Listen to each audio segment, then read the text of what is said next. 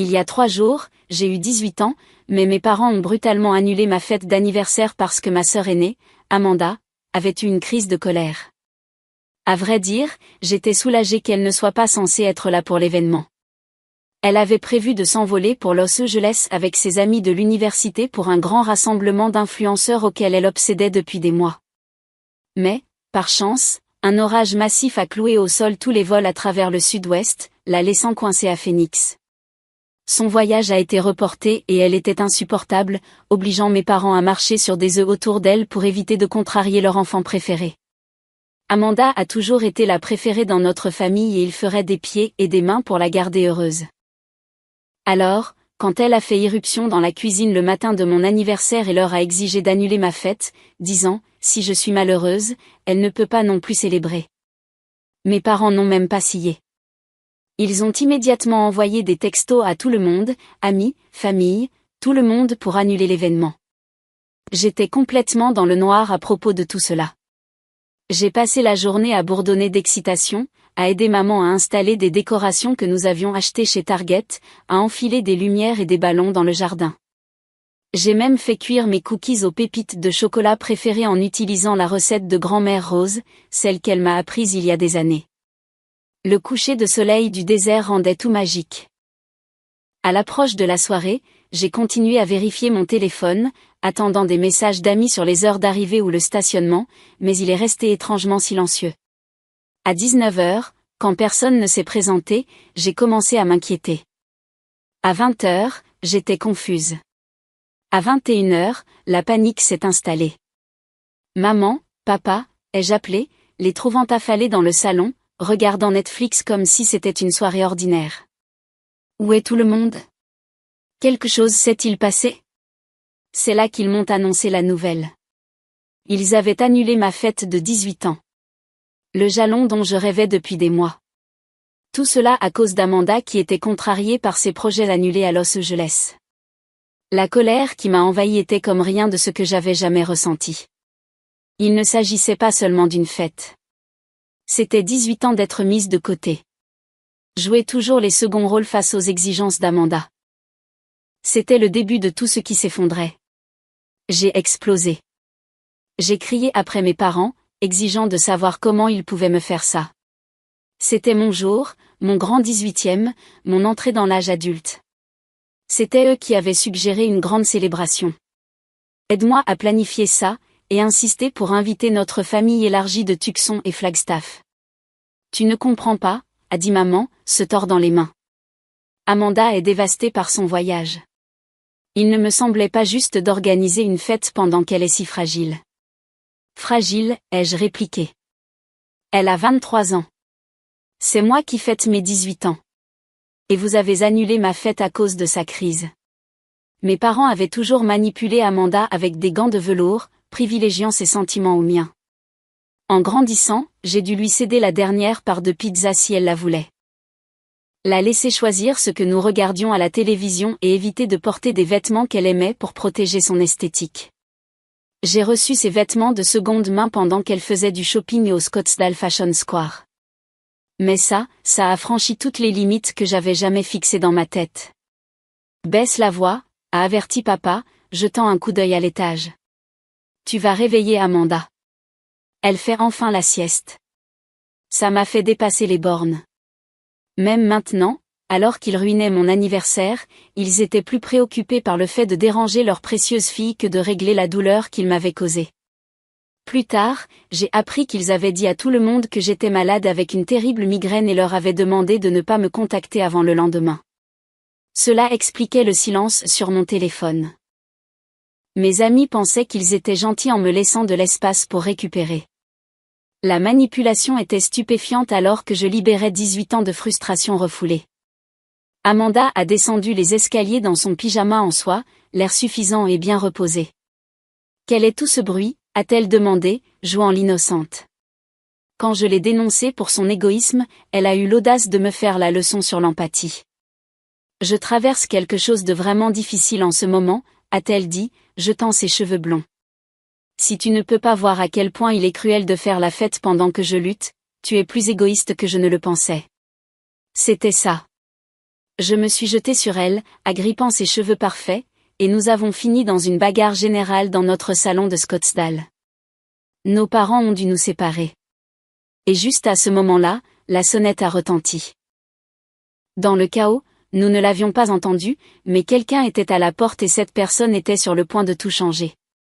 Papa l'a ouverte pour trouver grand-père William debout là, ses 6 pieds, aussi imposant que jamais dans son pantalon kaki impeccable et son polo. Il était le patriarche de la famille, respecté et un peu craint, et même mes parents se tenaient plus droit quand il entrait. « Qu'est-ce qui se passe ici » a-t-il exigé, observant mon état désordonné et les cheveux en bataille d'Amanda. Normalement, je gardais le silence sur la façon dont mes parents me traitaient. La préférence constante semblait trop triviale pour être exprimée. Et on m'avait appris à garder les affaires de famille privées. Mais quelque chose dans ce moment, mon anniversaire annulé, le sourire narquois d'Amanda, l'indifférence de mes parents, m'a brisé. J'ai tout raconté à grand-père William. Pas seulement ce soir-là, mais des années d'être traité comme si je ne comptais pas. Me sacrifier constamment pour le confort d'Amanda. Ne jamais avoir le droit de surpasser l'enfant d'or. Me sentir invisible dans ma propre maison. Son visage est passé de la confusion au choc à la fureur. « Est-ce vrai » a-t-il demandé sèchement à mes parents. Avant qu'ils ne puissent répondre, il a continué. « Parce que si c'est le cas, vous me mentez depuis des années sur la façon dont vous élevez ces filles. » Puis est venue une révélation qui a bouleversé ma compréhension de notre famille. Grand-père William envoyait de l'argent à mes parents tous les mois pendant 3 ans pour maintenir à flot leur cabinet de comptabilité en difficulté à Tampa. Ils étaient au bord de la faillite à plusieurs reprises, et il les sauvait discrètement. Même ma fête d'anniversaire, celle qu'ils ont annulée, avait été entièrement financée par lui.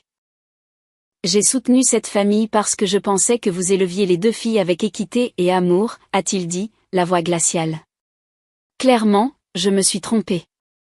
Amanda, toujours aussi sotte, a choisi ce moment pour discuter avec lui, geignant sur le fait que son voyage annulé à Los Angeles avait été traumatisant et qu'elle ne pouvait pas supporter une fête pendant qu'elle était si souffrante. Grand-père William l'a regardée comme si elle avait perdu la tête. « Tu penses que le monde tourne autour de toi » a-t-il dit calmement. « Tu penses que ta crise de 23 ans prime sur le 18e anniversaire de ta sœur ?» Le silence dans la pièce était suffocant. Puis il a lâché une bombe. « J'en ai fini de soutenir cette famille. Vous êtes maintenant livré à vous-même. » Se tournant vers moi, il a dit, « Aviana, fais tes bagages.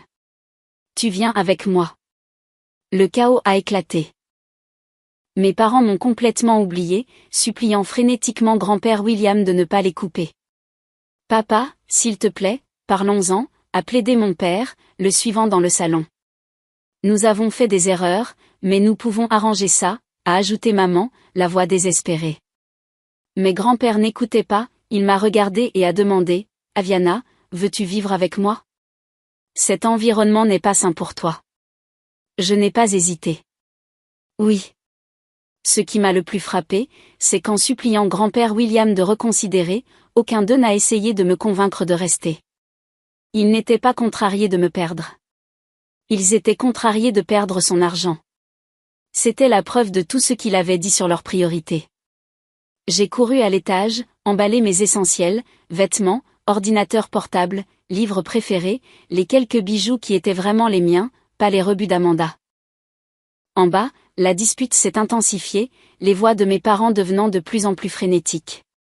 Quand je suis revenue avec mes sacs, grand-père William se dirigeait déjà vers la porte. Il n'a pas jeté un regard à son fils en quittant la maison où j'avais vécu pendant 18 ans. J'aurais dû le faire plus tôt, a-t-il dit alors que nous traversions les rues familières de Scottsdale en direction de sa maison de Paradise Valley. Je savais que quelque chose n'allait pas, mais j'espérais que cela s'améliorerait. Sa maison était un havre de paix, un contraste saisissant avec la tension de vivre avec mes parents et Amanda. Grand-père William, un ancien avocat pénaliste de premier plan, avait une maison qui reflétait son succès. Mais plus que cela, elle semblait calme.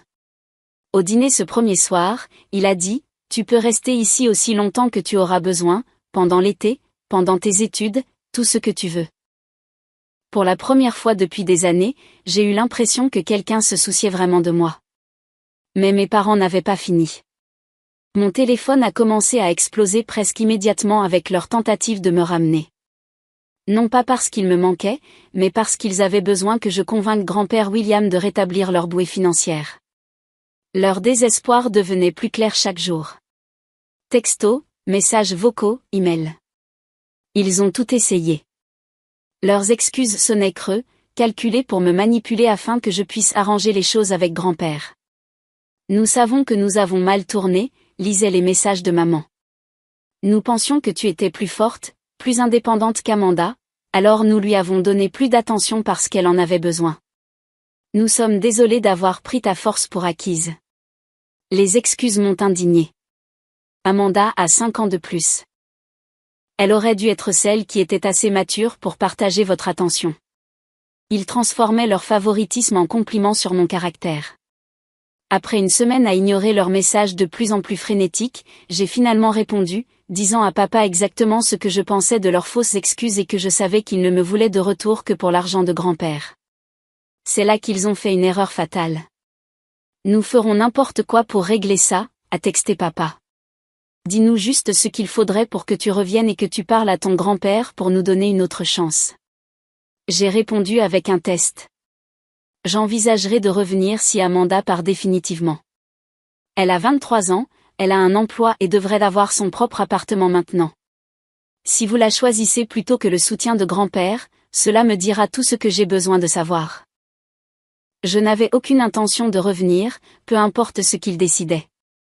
C'était juste pour voir s'ils me choisiraient un jour plutôt que leur enfant d'or. Leur silence en disait long. Des jours ont passé sans réponse. Pendant ce temps, la vie avec grand-père William était tout ce qui me manquait. Il m'écoutait, me posait des questions sur mes passions, m'aidait à explorer les universités et les bourses.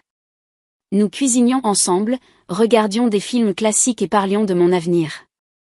Un soir, alors que nous étions assis sur son patio donnant sur Camelback Mountain, il a dit « Je suis fier de la façon dont tu t'es défendu. » Ça a demandé du courage. Il a également partagé l'histoire de ma famille que mes parents avaient cachée. Ma mère avait souffert de dépression sévère après la mort de ses parents dans un accident de voiture alors qu'elle était enceinte de moi. Elle m'avait accusé de leur mort, croyant que ma grossesse portait malheur. Ils avaient prévu de te donner en adoption, a avoué grand-père. Ta grand-mère et moi sommes intervenus pour te garder dans la famille, mais je ne pense pas qu'ils aient jamais pleinement accepté que tu étais censé être là.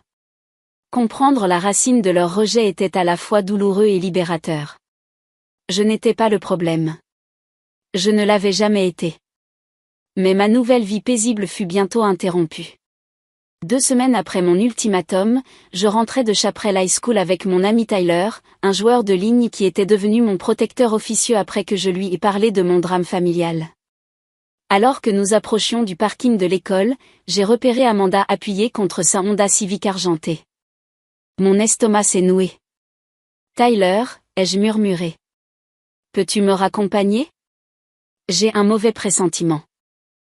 Il a hoché la tête, sans poser de questions. Il connaissait toute l'histoire et pourquoi j'aurais peut-être besoin de renfort. Amanda nous a suivis sur des pâtés de maison, restant à environ 6 mètres derrière, silencieuse et étrange. Finalement, je n'ai pas pu le supporter. Je me suis retournée et je l'ai confrontée. Qu'est-ce que tu veux, Amanda? Elle a jeté un regard dédaigneux à Tyler. J'ai besoin de te parler seule, sans ton garde du corps. Taf Luc, ai-je rétorqué. Je ne te parle pas du tout. C'est laquelle a lancé un discours préparé sur la façon dont mes demandes déraisonnables stressaient nos parents et déchiraient la famille. Maman et papa m'ont parlé de ta condition insensée, a-t-elle dit, sa voix montant. Tu penses vraiment qu'ils vont me renvoyer juste pour apaiser ta jalousie? C'est dérangé, Aviana. J'ai souri calmement et lui ai retourné ses propres mots. Si je ne peux pas être heureuse, toi non plus. Ça te dit quelque chose? C'est la même logique que tu as utilisée pour annuler mon anniversaire. Puis je me suis retournée et je suis partie avec Tyler. C'est là qu'Amanda a perdu le contrôle. Elle a crié, m'appelant vicieuse et égoïste. Quand je lui ai fait un doigt d'honneur sans regarder en arrière, elle a complètement craqué, me projetant sur le trottoir. Tyler a réagi instantanément, la soulevant de moi comme si elle n'était rien et la tenant à bout de bras pendant qu'elle nous maudissait tous les deux. Furieuse, je me suis avancée, les giflé violemment et les averti que si elle recommençait, j'appellerais la police. Et avec tous les ennuis que tu as causés, maman et papa, ai-je ajouté, je suis sûre qu'ils adoreraient gérer des accusations d'agression. Elle a continué à argumenter, mais Tyler et moi sommes partis. Elle n'a pas suivi après cette gifle. Quand je suis rentrée et que je l'ai dit à grand-père William, il était prêt à appeler les flics, mais je l'ai convaincu que cela n'en valait pas la peine. Amanda avait appris sa leçon, et elle était déjà sur la corde raide avec nos parents. Je lui ai aussi parlé de mon ultimatum. Au lieu d'être contrarié, il a ri et l'a qualifié de brillamment stratégique. Il mérite de transpirer un peu, a-t-il dit. Voyons si leur loyauté se révèle enfin. 2 jours plus tard, nous avons eu leur réponse. Un message de mes parents est arrivé jeudi matin pendant que je prenais mon petit déjeuner avec grand-père William. Il était court et brutalement clair. Nous gardons Amanda avec nous. Tu as montré que tu n'étais pas le genre de personne que nous voulons auprès d'elle. Tu as toujours été jalouse et méchante. Nous ne voulions de toi que pour l'argent de ton grand-père. Mais l'oncle de ta mère intervient comme partenaire commercial, donc nous n'en avons plus besoin. Tu n'es pas la bienvenue dans notre famille. J'ai montré grand-père William, m'attendant à ce qu'il soit en colère. Au lieu de cela, il a secoué la tête et a dit, « Eh bien, c'est comme ça. Maintenant, tu sais où tu te situes. » Leur rejet ne m'a pas fait mal. Je savais qu'ils ne voulaient de moi que pour l'argent. Leur honnêteté était presque rafraîchissante. Mais quelques heures plus tard, quand je n'ai pas répondu, ils ont envoyé un autre message, visiblement secoué. Nous te bloquons maintenant parce que tu es une personne cruelle et ingrate. Après tout ce que nous avons fait, te nourrir, te vêtir, t'envoyer à l'école. Tu oses agir comme si nous étions de mauvais parents. Tu devrais être reconnaissante pour le minimum que nous t'avons donné. Avant qu'ils ne puissent me bloquer, j'ai fait ça d'abord. J'en avais fini avec leur jeu pour de bon. La vie a fleuri après cela. J'ai été admise à l'Arizona State University avec une bourse partielle et grand-père William a couvert le reste de mes dépenses. J'ai commencé à sortir officiellement avec Tyler et nous sommes allés au bal de promo ensemble avant la remise des diplômes. Le mieux, c'est que j'ai vu le karma rattraper mes parents et Amanda. La nouvelle s'est répandue dans notre famille élargie sur la raison pour laquelle grand-père les avait coupés et la plupart des parents de papa ont arrêté de leur parler. Leur cercle social de Scottsdale s'est réduit à mesure que les gens apprenaient comment ils me traitaient. La famille de maman est restée en contact, mais ils étaient de plus en plus isolés. Le mois dernier, j'ai entendu par des amis qu'Amanda avait finalement déménagé dans son propre appartement à Tampa. Apparemment, vivre avec nos parents est devenu insupportable après qu'ils aient perdu le soutien de grand-père et aient dû réduire considérablement leurs dépenses. Tyler et moi sommes toujours ensemble, même si nous sommes dans des universités différentes. Je conduis de Flagstaff, où j'étudie la psychologie à la Northern Arizona University, à Phoenix pour le voir le week-end. Je me suis fait des amis incroyables ici et pour la première fois, je me sens moi-même, pas la sœur cadette de quelqu'un ou un fardeau non désiré. Grand-père William et moi sommes plus proches que jamais. Il est devenu le parent dont j'avais toujours eu besoin, quelqu'un sur qui je peux compter quoi qu'il arrive. Nous avons tous les deux fait des erreurs et grandi, mais notre lien est basé sur un réel respect et un amour. Parfois, je me demande ce qui aurait pu se passer si mes parents s'étaient sincèrement excusés après mon anniversaire. S'ils avaient essayé de changer au lieu de me manipuler. Mais je suis reconnaissante que les choses se soient déroulées exactement comme elles se sont déroulées. Je suis libre, valorisée et je vis la vie que je mérite. Et je n'ai jamais été plus heureuse.